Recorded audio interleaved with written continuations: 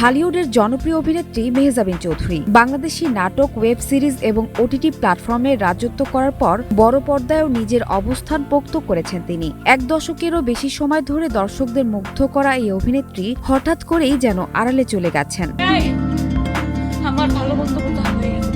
সাম্প্রতিক সময় দেখা যাচ্ছে নাটক কিংবা সিনেমা কোনোটাতেই আর সেই আগের মতো ব্যস্ততা নেই তার। ফলে ভক্তদের মধ্যে জোরালো প্রশ্ন, তাহলে কি অভিনয় ছেড়ে দিচ্ছেন এই তারকা? থাকছি আমি, সাথে থাকছে আরো এক্সাইটিং অফার। সম্প্রতি এক ঘটনাকে কেন্দ্র করে আলোচনায় আসেন মেহজাবিন ও তার ভাই আলিশান চৌধুরী। অভিযোগ ওঠে, পারিবারিক ব্যবসায় পার্টনার করার আশ্বাস দিয়ে এক ব্যক্তির কাছ থেকে ২৭ লাখ টাকা আত্মসাৎ এবং হুমকি দেয়ার। এ মামলায় আদালত গ্রেফতারি পরোয়ানা জারি করে। যদিও পরে তারা আত্মসমর্পণ করে জামিন পান, তবুও এই ঘটনা নজরে পড়ে সর্বমহলে।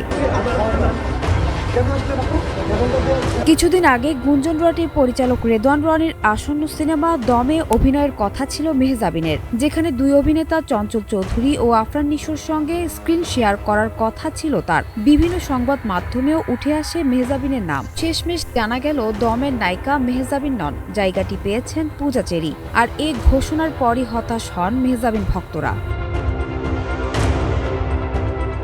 তবে একজন জনপ্রিয় শিল্পী মেহজাবিনের হঠাৎ কম উপস্থিতি নিয়ে দর্শকদের কৌতূহল বেড়েই চলেছে। তাকে ঘিরে প্রশ্ন আর গুঞ্জন যতই থাকুক, তার ভক্তরা অপেক্ষায় আছেন কবে আবার পর্দায় ফিরবেন প্রিয় নায়িকা।